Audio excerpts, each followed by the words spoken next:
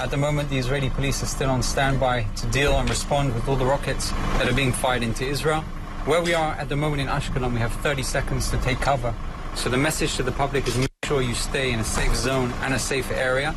But where we are specifically now, we have a number of different rockets. Right, and this is the kind of stuff that comes down over this city. Explain some of it to us. Well, what we have here, for example, is one of the Grad rockets which fired in the city of Ashkelon. It's a very common rocket, isn't it? One that comes up very, very often. This is a rocket that we're familiar with. Our Israeli bomb disposal experts examine the rocket. You can see itself that it's, in fact, with fins on it. It has springs over here. These are the tail fins that come out normally with springs on them. I think we can get a little better if we look right here. And then these spring systems. You have the fins that come up, and therefore this shows us that we're talking about a military-made rocket.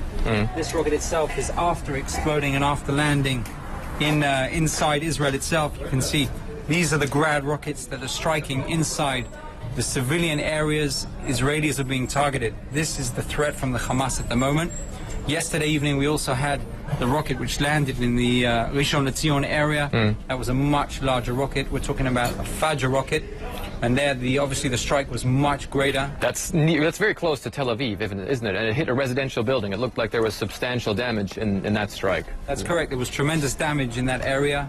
That itself landed more than 50 kilometers outside of the Gaza Strip.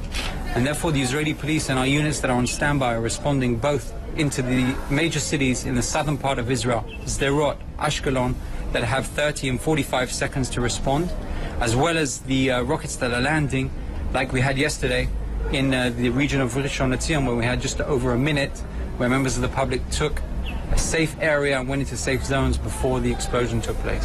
These rockets are in fact examined. Okay, they looked at in terms of what type of rocket, how much explosive devices went off, and if necessary, to make sure that the areas where they land around the civilian and populated area, the area is safe and no one else will get injured after they have exploded. Okay, I just want to say one thing. Some of these are military-grade rockets, but some of them are also quite sort of, I wouldn't say homemade, but made in the Gaza Strip. Like this is one, also a name many people know called Qassam, right? Right, this is a standard Qassam rocket which we've been familiar with since the rockets have been fired into Israel. Since 2001, you can see if you look at the fins, at the bottom, the fins itself. This gives us a clear indication that they're welded together. This is made inside the Gaza Strip, and we're very familiar with this type of rocket landing within 20 kilometers of the Gaza Strip.